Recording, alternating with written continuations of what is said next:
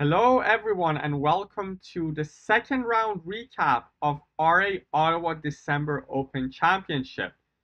So in the first video of the series, we had a recap of my round one game against Ryan Zhu, which I won pretty comfortably with the white pieces. But in the second round, I was facing a much tougher challenge. I was facing Derek Wang, who I think is either a national master or someone with the required rating who needs just one extra norm. I'm not sure whether he got it just yet or not, but he's at least a national master level player, rated 2090 FIDE, and he's a pretty strong player. Like he had results recently, drawing against grandmasters and beating FIDE masters and international masters. So he's a pretty strong and dangerous player, and he's very solid with the white pieces. So I knew that it's not going to be an easy game. So before the game, I had a look at his games, and I saw with white he usually plays some sort of Jobava London, and he sometimes plays the London system with some early c3. Sometimes he even plays c3 on the first move, which kind of transposes to what I was planning to play anyways. So the game started with d4. I played knight f6. He played knight f3. I played d5, and as I expected, he played the move c3. So this is one of these modern ways to play the London system. And the main benefit of this move compared to bishop f4, which is more common, is that it discourages black to play the move c5. So if I play c5, now white has this idea that he can take on c5 and then try to defend the pawn with b4, forming this sort of pawn chain. While there's this benefit kind of discouraging the c5 systems against the London, there are also some downsides, because in the London system, in some lines, white does not commit to c3 right away. They start with bishop f4, e3. And in some cases, going c4 right away is very beneficial in some lines of the London system.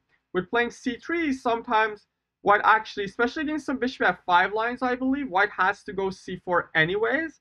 So c3 and then c4 is kind of going to be a waste of tempo. But it's a very trendy line these days. Some people, including one of my close friends, really likes to play this variation with c3.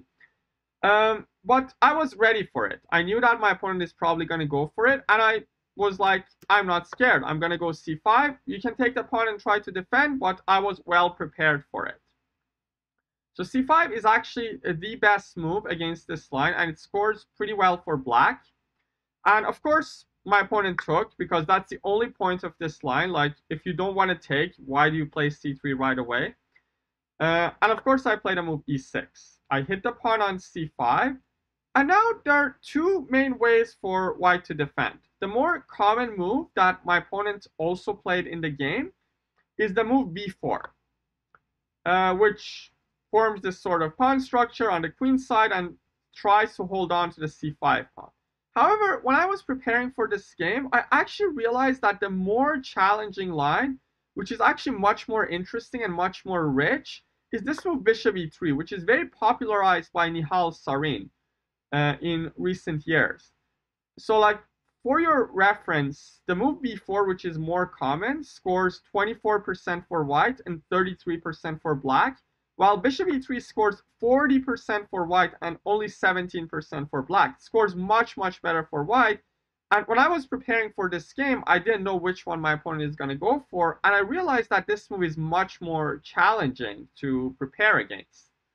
So if you guys want to play this line, I suggest all of you to have a look at this line. This is a very interesting line. Like, one line, for instance, can go knight c6, b4, bishop e7, and then white plays g3 and tries to go with some bishop g2 castles, and in some cases putting the bishop on d4, in some cases putting the bishop on d2, and white actually holds on to the pawn. Funnily enough, Nihal played this position 3 times out of the 5 times this position was reached, and he actually scored 2.5 out of 3 against very top-level opposition like Anish Giri and Surya Ganguly. So I really suggest this line for the players who want to pick up this line with the white pieces. It's very challenging. Of course, I had some preparation against this too, which I don't want to reveal. for my future games. But it's a very, very interesting line to look into. Anyways, my opponent played b4, and I played the move a5, quickly challenging the pawn structure. And my threat is to take on b4, and once they take back, I play this move b6. And you can see how this works out in the game.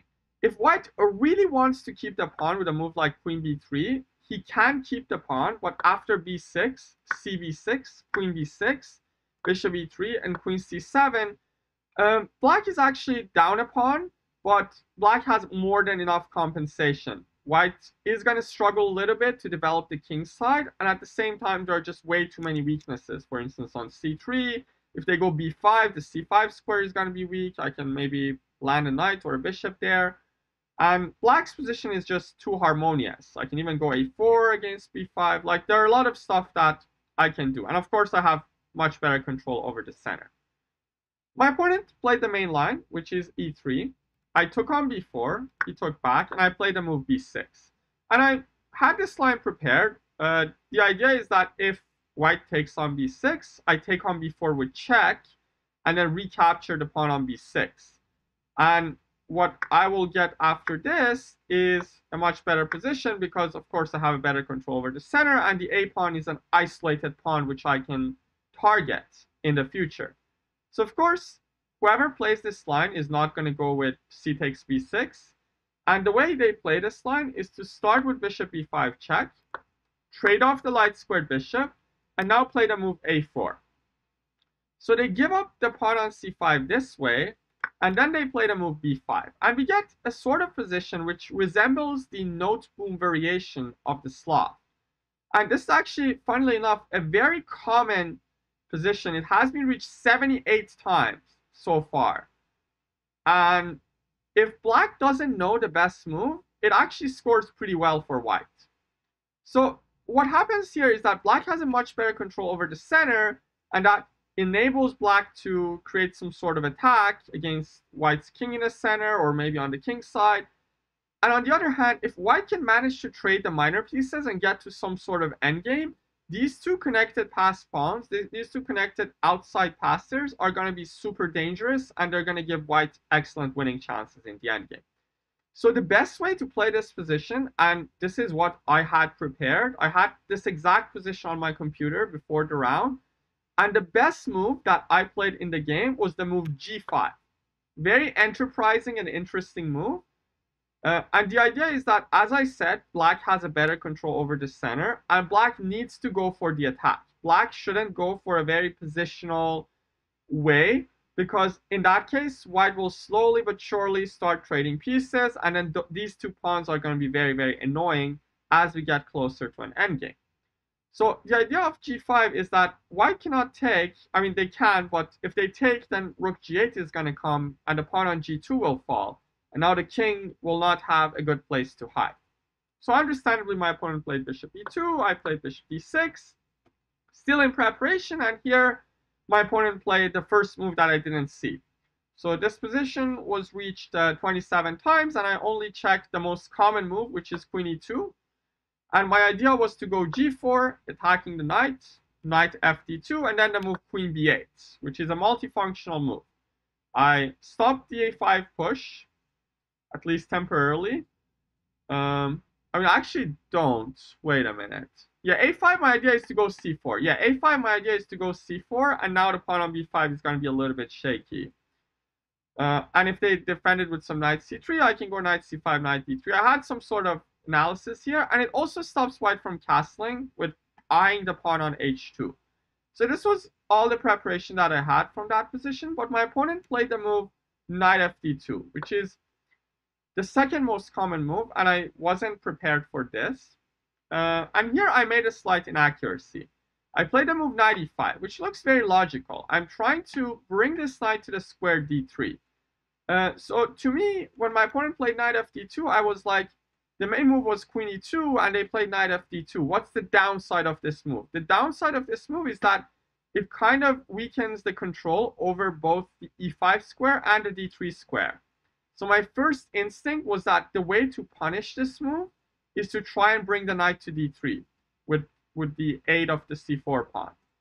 And it's actually the move that was played in the the highest rated game that reached this position. Grischuk played 95, and he actually lost with the black pieces to blue bomb. We will discuss 95 a little bit more, but the best move is this move, Queen C7. So the idea with Queen C7, again, is to stop white from castling, because the pawn on H2 is going to hang, and the play is not really intuitive, to be honest. Like, I looked with the engine now, and the moves, I understand why I didn't go for this, because with Queen C7, I was like, I weakened this knight on F6, so now I can't really move this knight away because the knight is going to hang. There's also a pin, so I can't really move this knight away. And the idea with Queen C7 is that I go C4, and after Bishop C3, threatening some A5 ideas, I simply go King E7, just defending the knight, keeping the king in the center, and after A5, Rook HB8, B6, Queen C5, and this position is just extremely unclear. Engine gives like minus 0.1, but obviously for human, it's just impossible to evaluate this position. It's just crazy. Like 2 pawns on the 5th and the 6th rank, outside passers, my king is on E7, the pawn is on G5, like you just don't know what's going on. So I think the move that I made, which Grischuk also made, makes more sense from the positional standpoint if you don't have any preparation. So I'm threatening knight d3 check to fork the king and the bishop, and my opponent plays queen e2, stopping knight d3. I go c4, renewing the threat of knight d3, and my opponent simply castles. I play knight d3, attack the bishop, and he plays bishop c3. And at this point, white is actually slightly better. And I was feeling the pressure during the game. Like, at this point, I was feeling like I might be in trouble, and I was kind of regretting. I was like, why did I play this move g5, which doesn't really suit my playing style? Like, as you guys know, I'm more positional player. I'm a more principled type of player who really values the pawn structures and like positional concepts of chess. And I was like, what am I doing? Like, what is this pawn g5 doing? This diagonal is weak. A5 is coming at this point. And I was also really worried about another pawn break, which is e4. I was like, I can't really castle. Like, if I do, then this diagonal is always going to be weak. They can always go maybe f4 and open the rook in some lines. Of course, not right away, but this is always going to be something I have to look into. So at the same time, I have to be worried of e4, and I have to be worried of a5, which creates the dangerous 2 connected passers coming down the board. And I spent a long time here, and I found the best move, which is a multifunctional move. I played the move bishop c7. So first things first, this move stops a5. So I don't let him really get these pawns to a5 and b6, which will get really dangerous. Second, I stop the move e4.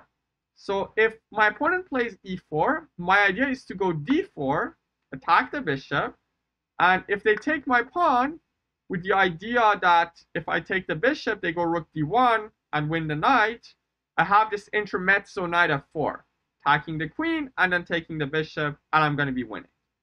So I saw with bishop c7, I stopped both e4 and a5. So I was pretty happy with this move, and it's the best move. And my opponent made a slight inaccuracy with a move rook d1, which is a sensible move. Now, already after a move like e4, d4, knight takes c4, knight f4, there's going to be a pin on the d file. So my opponent is basically threatening to go e4 with preparing it with the move rook d1. But here, he had some insane engine line that he could have gone for, which I didn't see during the game, and my opponent didn't see as well. And the move is knight a3. The idea with knight a3 is that white is trying to sacrifice the knight for these 2 pawns, and then claim that with my shattered pawn structure and nowhere to hide the king, plus these 2 pawns coming down the board, white will have more than enough compensation. For instance, if I take the pawn, then knight a takes c4, rook takes a1, bishop takes a1, d takes c4, knight takes c4. And here, I'm up a piece for a pawn, but the problem is everything is hanging. There's a pin here, the knight on f6 is hanging. The threat is to take and then take the knight on d3. And there's also b6 coming, trying to deflect the queen and the bishop. And like there are just way too many threats. And because of all of these threats, the best move for black is actually to play king e7, which already shows how dangerous black's position is going to be.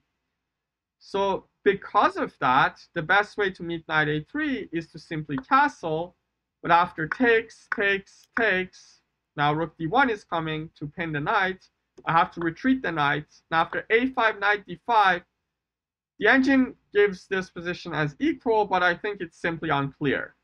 Black has a knight versus two pawns, but my king is more weak, and I have to deal with these two dangerous pawns on the outside. So it's a completely three-result game, and I don't know who I prefer here in this position. Maybe even white, because it just seems a little bit sketchy for black in this position. Anyways, my opponent played rook d1, and here I made my only blunder of the game. So far, I played a pretty decent game, and this is the only big mistake that I make during this game. I played the move rook g8. And again, the reason this move is a blunder is because of the same sort of computer-like idea that my opponent had. The best move was to play castles, which is, again, kind of counterintuitive. The idea is that the king is just safer on the other side of the board.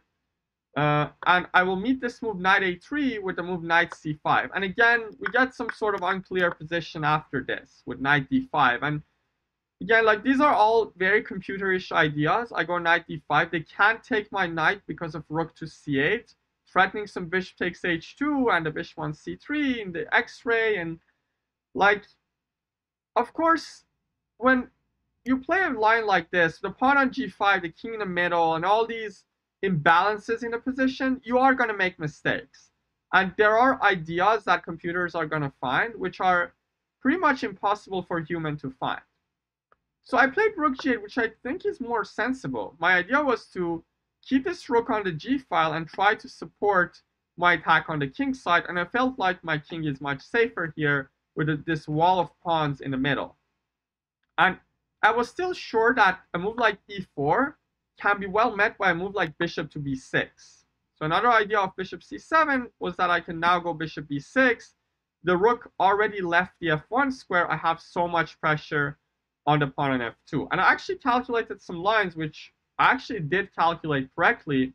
One of them is like e takes d5, knight takes f2, rook f1. And for a while here, I was feeling like there's no really good discovered check with my bishop here, but then I found this move knight f to g4, and all of a sudden I'm threatening knight h3 check, king h1, and knight f2 check.